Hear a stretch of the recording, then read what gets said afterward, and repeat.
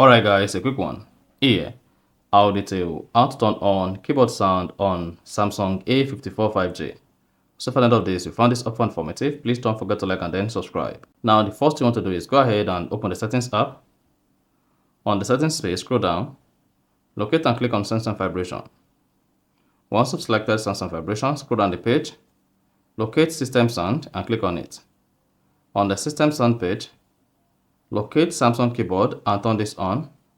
Now this is going to turn on keyboard sound on your Samsung Galaxy A54 5G. See that? So that's exactly how to turn on keyboard sound on Samsung Galaxy A54 5G. So if you found this offer informative, please don't forget to like and then subscribe.